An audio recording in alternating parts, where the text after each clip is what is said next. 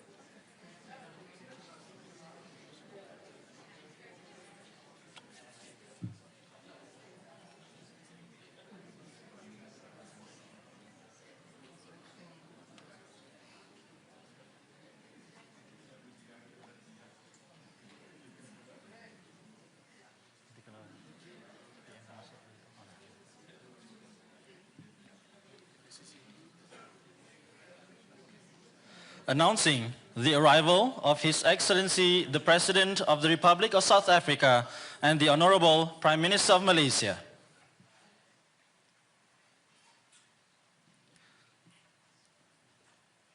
Excellencies, ladies and gentlemen, please be seated. Excellencies, ladies and gentlemen, we will now commence with the joint press conference with a statement by the Honorable Prime Minister of Malaysia. Excellencies, ladies and gentlemen, on behalf of the government, the people of Malaysia, of course it is our honor to welcome our dear friend, President of the Republic of South Africa, Cyril Ramaphosa, and members of the South African delegation. We have as referred to in our series of meetings today and my early meetings with the President, and lately in Rio, Brazil, we are known to each other, one another, and the fact that our relations has been close even during the apartheid, and our affection for Madiba, Nelson Mandela, is well known. And in fact, I mentioned that we even invited, after the initial reconciliation, with the suggestion of Nelson Mandela, to invite Vice President de Klerk to Malaysia to showcase the multiracial, multireligious entity and the working relations between all the major races in this country. I was also fortunate that soon after I was released from prison in 2004, Nelson Mandela invited me and the family to spend some time with him in Joburg. Before then, I proceeded to Cape Town. So you see, the relationship is not only diplomatic or G2G, but also a very personal and emotional journey in advancing a cause for human dignity, freedom, and justice. President Cyril Ramaphosa, to us, represent also a new voice, a voice of conscience, this tenacity and conviction, defending justice, human rights across the continent in Africa, and also up to Gaza. They are a very prominent player in the Hague Initiative, in the ICC, and of course on behalf of Malaysian generally, I must also express my profound gratitude for this courage to defend what is right, because historical antecedents is one. Historical experience must teach us. What you went through is, of course, a total hardship, is unimaginable under this period of times, but then you then have to showcase this experience must teach humanity a lesson. In some areas, people unfortunately have not learned. Now, on a bilateral basis, we agreed, both my colleagues, the cabinet members, and yours, have agreed that we need to enhance. The Malaysian strategy is to expand new trading partners, whilst continuing with the existing conventional arrangements. We have decided to open up. That's why we are members in terms of expanding the trade, intra-ASEAN trade, and focus in Asia. But we also realize that through BRICS, we have now been very committed to expand our trade relations with Africa and Latin America. And with Africa, South Africa also has a special place of influence and your economic strength, both in the defense, agriculture, and related industries. So we have given assurance that we will continue to collaborate even new areas other than palm oil, which is ongoing, semiconductor, halal, agriculture, and defense. We're expanding this to education and research in universities and scientific institutions of research. And the ministers here will have, the various other ministers will then follow this through. Now, again, congratulations, President Ramaphosa, for being given this honor, honorary doctorate in international relations by University of Malaya. And this is second after Nelson Mandela in 1990. So you can see this strength, the son of South Africa, being honored by Malaysians generally. So thank you again for being here. Thank you. Thank you, Honorable Prime Minister. May I now invite His Excellency, the President of the Republic of South Africa, to deliver his statement. Okay. Well, Honorable Prime Minister, and my good friend, Anwar Ibrahim, distinguished guests, ministers who are here present, I wish to thank you, Prime Minister Anwar, for the invitation you have extended to us as South Africans, and for the very warm welcome that we witnessed as we were coming in.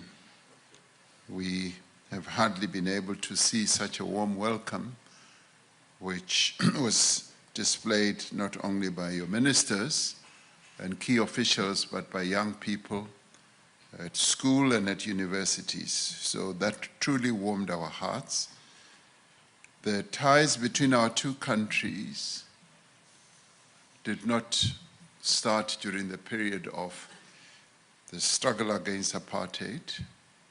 It started more than 300 years ago. So there's a lot of history between our two countries. Our nations are bound together by ancestry and a shared resistance to the atrocities of slavery and colonialism. One of my former ministers, who is now writing a book about his own family, traces his history, his family history, to Malaysia, and how his forebears were taken to South Africa as slaves, and he has been able to trace it in great detail which in many ways speaks to the bonds between our two countries. So when we come to Malaysia, it's like coming home. Much as there are memories of sadness, but it is like coming home. And we'd like to thank you for inviting us to come. As the people of South Africa, we will forever remain grateful to the people and the government of Malaysia for your support in our struggle for freedom, but also in the formative years of our democracy. So this meeting today constitutes an important step towards what I would call revitalizing and strengthening our relations. We have reconfirmed that trade and investment opportunities need to be expanded between our two countries, particularly during this period of geopolitical tensions and challenges, where trade is being used as a weapon. We do believe, as you do too, that we need to expand our market base, and having been so closely related to one another and it tapered down over the years, we would like to recalibrate that and make sure that our ties get stronger and stronger. So South Africa will strive to further strengthen our existing collaboration in the many areas of common interest. The momentum which these consultations have generated should not be lost. Beyond yourself and myself, I'm pleased to know that our ministers and our officials have started the collaboration process and will extend it even beyond this visit. We agree that regular meetings of this nature will keep us focused as we strive to reach the full potential of our cooperation, while at the same time strengthening the bonds of solidarity that bind us together. So South Africa attaches great importance to its relations with Malaysia. It is my hope that we will continue to strengthen our friendship and our cooperation as two nations with the various exchanges that we should have. It would be most fitting that we rekindle also our people-to-people relations, especially in education, as you talk about exchanges between our universities, at research level, at student exchange level, and we should also broaden the exchanges at the cultural level and also at the sport level. And of course, you know what a great sporting country we are. We win world championships, not that we're here to boast, but that's the reality. A number of foreign policy issues were also touched upon, as you have also touched on, and these include the situation in the Middle East and particularly Palestine. We are deeply grateful for the support that you have given to South Africa, as South Africa demonstrated its support for the people of Palestine. As you correctly said during our bilateral meeting, our support for Palestine was not just a fanciful act. It is born out of our own experience during our consultation or meet bilateral.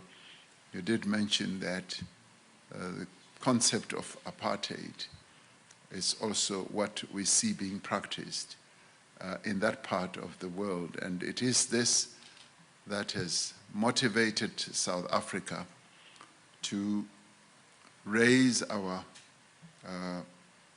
complaint to the International Court of Justice, a move that you have supported us in, much as it has been risky and fraught with a lot of opposition.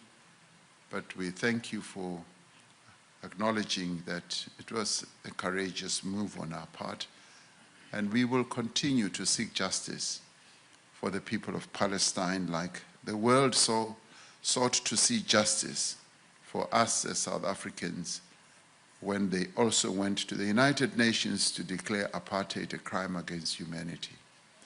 And we, seeing the genocide that is unfolding in Gaza, saw fit that we should act in the same way that the world acted when they opposed apartheid. And we count you as one of those countries that joined in the opposition against apartheid and also against what is happening in Gaza. We together engage in a number of multilateral forums where at a diplomatic level we work together, and we obviously want to deepen that. And our pull-aside meeting in Brazil led to this rekindling of the relationship between South Africa and Malaysia. And we agreed that we need to strengthen our relations as we strengthen the South-South relations at a global level. And we also discussed how South Africa, as being part of the AU and SADC, can be closely linked to ASEAN. And in this regard, I would like to thank you for inviting South Africa to participate in the ASEAN Summit, which we are grateful for. And we are really pleased that in the spirit of friendship and cooperation between our two nations, you have agreed to honor us with your presence at the G20 Summit, which takes place next month in Johannesburg in South Africa. And we await to welcome you there together with the business delegation that you are going to bring, which will help to solidify our relations at a trade and investment level.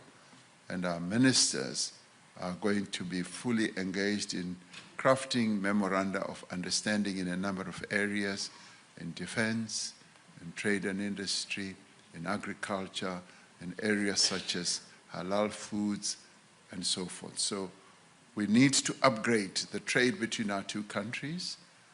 Where we are trading now, the level is just too low. We need to upgrade it to a much higher level. And Prime Minister, in extending the friendship and cooperation between us, I wish to extend to you an invitation to visit South Africa as a state-level visit in 2026. So your visit to South Africa now for the G20 is just the warming up process. So I want you to come in a full-blown visit to South Africa, and we will be honored to welcome you to the most beautiful country in the world, South Africa. But having come to Malaysia for the first time, I now see that South Africa has competition. Malaysia is also beautiful. So you join the ranks of the most beautiful countries in the world. So thank you for welcoming me to Malaysia.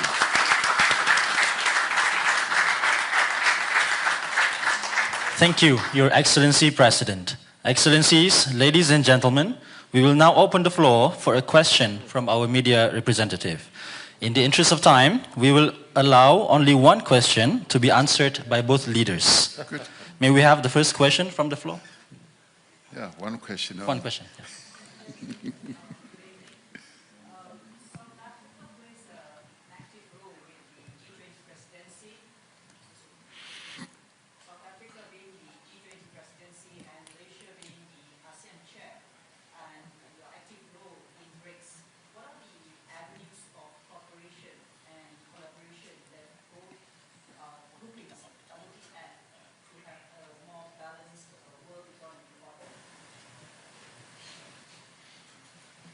Okay. Well, the fact that we are both fortunate countries to be leading ASEAN and us to be leading the G20, and where we are both as countries involved in various engagements, and I've heard that leading up to the ASEAN Summit, there have been more than 250 meetings that your ministers have engaged in We've also had a similar type of involvement, more than 130 meetings that have encompassed many, many people from various parts of the world. And during those engagements, we have noticed that we are able to extend cooperation across many countries in a number of areas, be it on policy matters, social policy, issues like climate change, issues like, in our case, dealing with national debt issues, national issues like how climate change challenges can be funded and how the cost of capital can be brought down. So all those areas that there's been collaboration in, South Africa has been given leadership. And similarly, I think Malaysia has also been giving leadership in those areas. And most of what we've been focused on is to improve the lives of our people, but to also extend trade and investment. So through these platforms, be it in BRICS, be it in the G20, and be it also in the G7, where we are invited quite often. And even at the UN level, we want to create a better world at the social level, at the economic level, for the peoples of various countries to lead a better life. So we focus on all those issues, but principally on how through economic policies, trade policies, we can improve the lives of people. So that has been the main area of focus for our involvement in those structures. And in the main, our involvement has been quite effective, much as we are a small country of just 62 million people,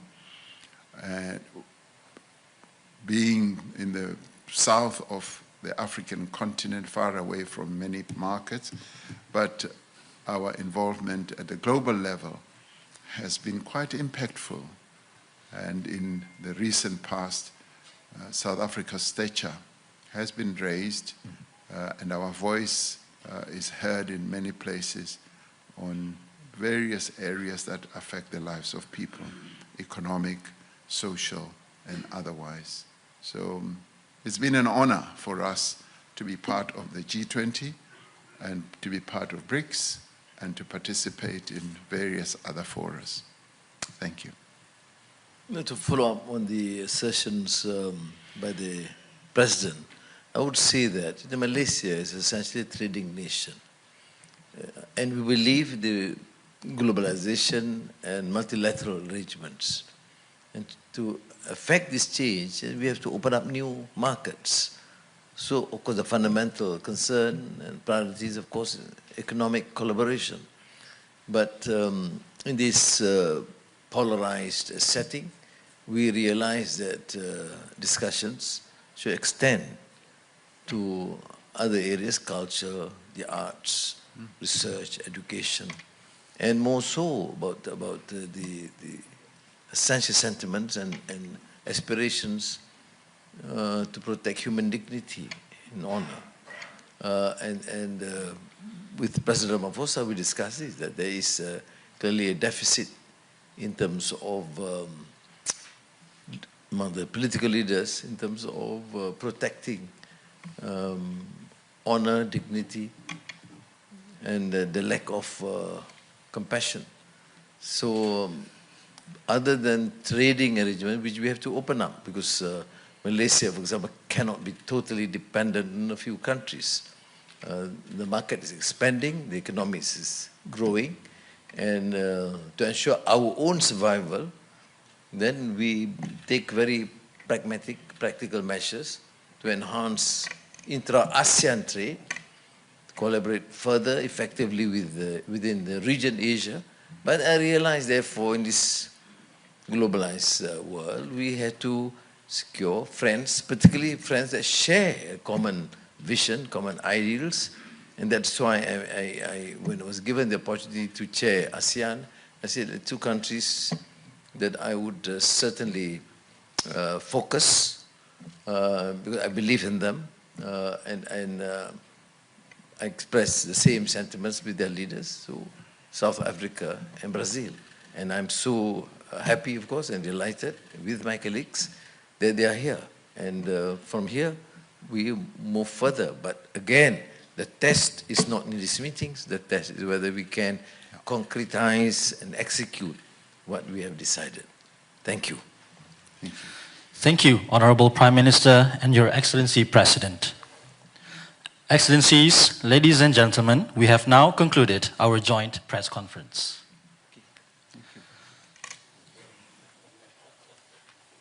Announcing the departure of His Excellency, the President of the Republic of South Africa and the Honorable Prime Minister of Malaysia from the hall. The rest of the delegation may proceed to the banquet hall. Thank you.